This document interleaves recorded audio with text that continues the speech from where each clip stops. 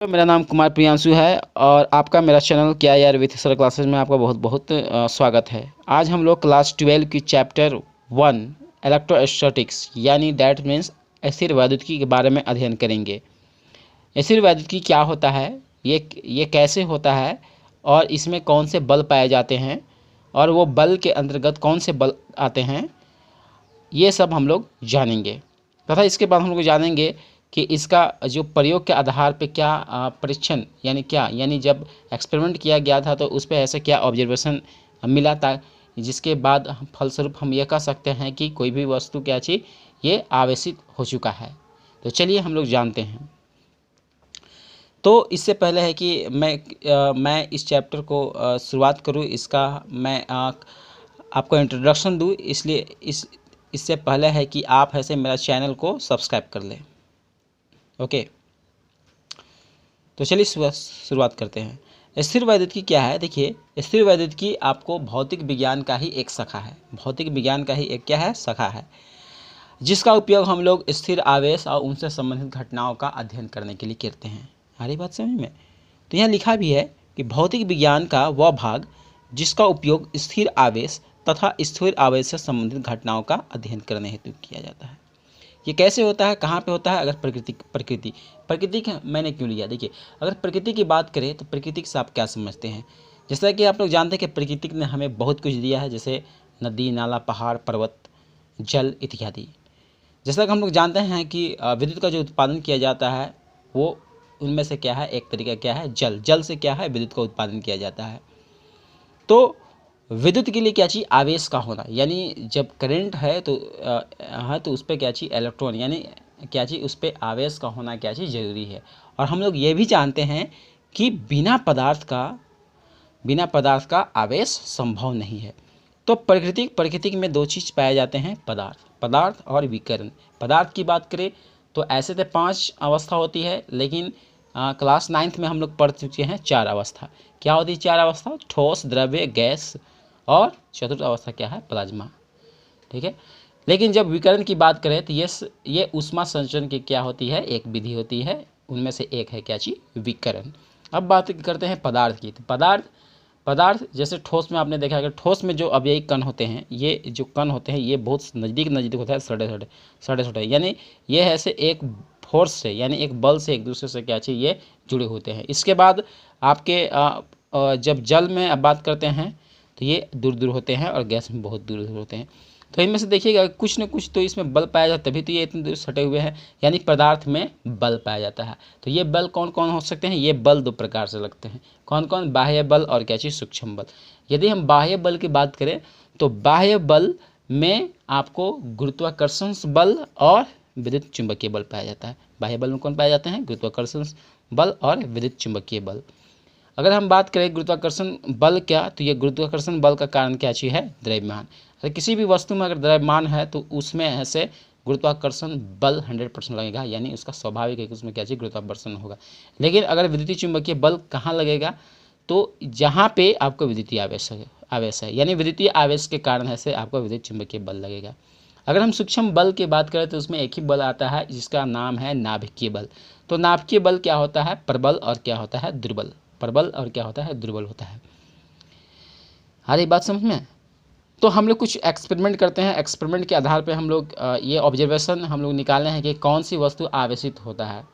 आप इस अध्याय यानी इस बुक के अनुसार यदि ऐसे अगर कांच की छड़ को, यदि हम लोग कांच की एक छड़ है तो कांच की छड़ को यदि हम रेशम की कपड़े से यदि हम रगड़ते हैं, यानी उस पर रगड़ते हैं, तो जो कांच की छड़ पे है से एक गुणधर्म हो जाता है। यह गुणधर्म क्या चीज़? आवेशित होना कहलाता है। आ रही बात समझ में?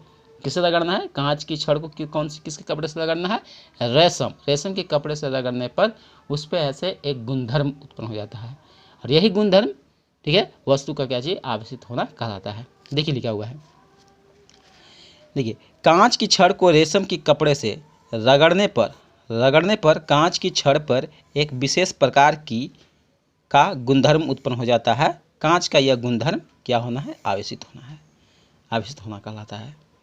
तो आप जब भी होगा तो कांच की छड़ को, यदि आपको अगर घर में अगर ये मिलता है कांच की छड़ है तो उसमें अगर रेशम के कपड़े से उस पर अगर आप ऐसे कीजिएगा तो उस पर एक आवेश उत्पन्न हो जाएगा।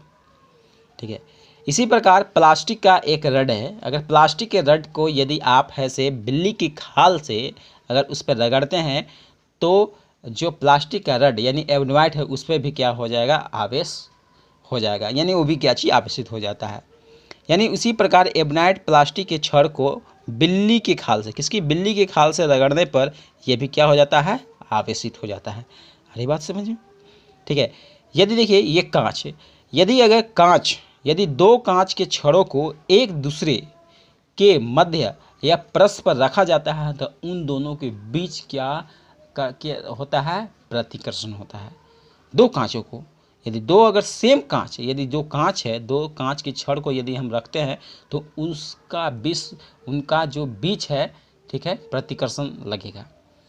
जबकि अगर इसी प्रकार दो एबोनाइट प्लास्टिक का जो छड़ है अगर दोनों को अगर एक दूसरे के समीप रखेंगे तो उन दोनों के बीच में भी क्या लगेगा, आपको क्या लगेगा, आपको प्रतिकर्षण ही लगेगा। जैसे दो कांच की छड़ों को परस्पर समीप लाने पर छड़ों के मध्य प्रतिकर्षण पाया जाता है। इसी प्रकार दो एबोनाइट की छड़ों के मध्य प्रतिकर्षण बल कार्य करता है। इसको हम लोग कैसे, एक बार इसको हम कैसे हम लोग दिखाते हैं, देख लीजिए एक बार। देखिए यदि केस नंबर 1 अगर ग्लास रड है यानी है आपका कांच की छड़ है या ये भी कांच की छड़ है तो दोनों के बीच क्या है, प्रतिकर्षण, यानी आपका रिपल्सन काम करेगा। इसी प्रकार अगर यहाँ भी एबोनाइट है, यहाँ भी एबोनाइट है और क्या चीज़, यहाँ भी एबोनाइट के का है, छड़ है, यानी प्लास्टिक यहाँ भी छड़ है, प्लास्टिक यहाँ भी छड़ है, दोनों क्या है, सेम तो सेम में क्या होगा, आपको प्रतिकर्षित करेगा, यानी प्रतिकर्षण होगा, यानी वहाँ पर रिपल्सन होगा, यानी सेम ऐसे प्रतिकर्षण यानी होगा। और केस 2 में देखिए यहाँ पे एबोनाइट रड है और यहाँ पे ग्लास रड है, यानी कांच का ग्लास है, कांच की ग्लास की छड़ है और यहाँ पे एबोनाइट रड यानी प्लास्टिक का छड़ है। तो अगर यदि इन दोनों के बीच में अगर रखा जाए तो यहाँ पे क्या हो जाएगा, आकर्षण होगा। आ रही बात समझ में।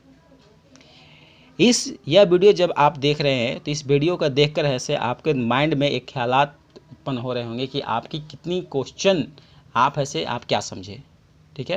तो इसका हम बहुत अभी जस्ट हम लोग चेक कर लेते हैं। यदि आपने इस वीडियो को बहुत केयरफुली देखा है तो आप ऐसे मेरे सवाल यानी कुछ सवाल का आप जवाब जरूर देंगे। यदि आप दे पाते हैं तो इसका मतलब है कि आप कुछ सीख रहे हैं, आपका कंसंट्रेशन माइंड ऐसे यहाँ पे है, इस वीडियो पे है, और इससे ऐसे आपकी क्या चाहिए, यादाश्त भी आपकी मजबूत हो जाएगी, आपकी बेसिक कॉन्सेप्ट भी क्लियर हो जाएंगे, आपके कुछ एग्ज़ाम की भी तैयारी हो जाएगी। चलिए स्टार्ट करते हैं। फर्स्ट क्वेश्चन का जवाब आपको आंसर ऐसे कमेंट बॉक्स में लिख देना है कि भौतिक विज्ञान की वह शाखा क्या कहलाता है जिसमें स्थिर आवेश तथा स्थिर आवेशों से संबंधित घटनाओं का क्या अध्ययन करते हैं, क्या करता है, आप कमेंट बॉक्स में आप टाइप कर दीजिएगा पहला क्वेश्चन। दूसरा क्वेश्चन, ठीक है, प्रकृति, ठीक है, प्रकृति को कितने भागों में बांटा गया है इस अध्याय के अनुसार, इसे कमेंट बॉक्स में आप लिखिए, ठीक है। तीसरा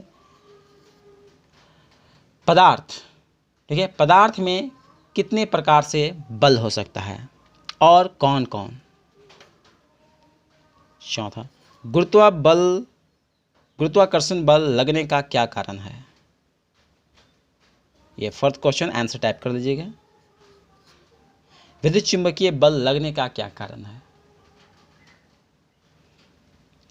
सूक्ष्म बल में क्या हो सकता है, कौन सा बल होता है सूक्ष्म बल में। नाभिकीय बल क्या होता है, दुर्बल फर्स्ट है, प्रबल दोनों, और डी में है दोनों में से कोई नहीं।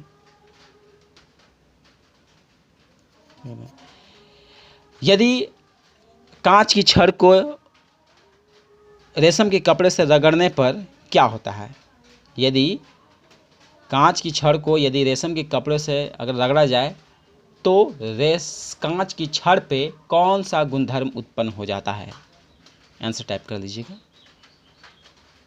यदि एबोनाइट की छड़ को बिल्ली के खाल से अगर यदि रगड़ा जाए तो उस पर कौन सा गुणधर्म उत्पन्न होगा, यदि दो कांच के गिलास को यानी कांच की छड़ को यदि एक दूसरे के समीप में रखा जाए तो उनमें प्रतिकर्षण पाया जाएगा या आकर्षण पाया जाएगा। यदि इसका आंसर आप कमेंट बॉक्स में टाइप कर लीजिएगा। नेक्स्ट क्वेश्चन है, यदि एबनाइट की छड़ और कांच की छड़ को एक दूसरे के समीप लाया जाए तो कौन सा गुणधर्म उत्पन्न होगा, प्रतिकर्षण या आकर्षण? आंसर कमेंट बॉक्स में टाइप कर लीजिए। इसी तरह के छोटे छोटे और बेसिक कॉन्सेप्ट के लिए हमारे वीडियो को सब्सक्राइब करें, लाइक शेयर और कमेंट करना ना भूलें, क्योंकि यदि आप बताइए ये वीडियो कैसा लगा, इसी के अनुसार हम लोग और वीडियो मैं बनाऊंगा। ओके, धन्यवाद। जय हिंद, जय भारत।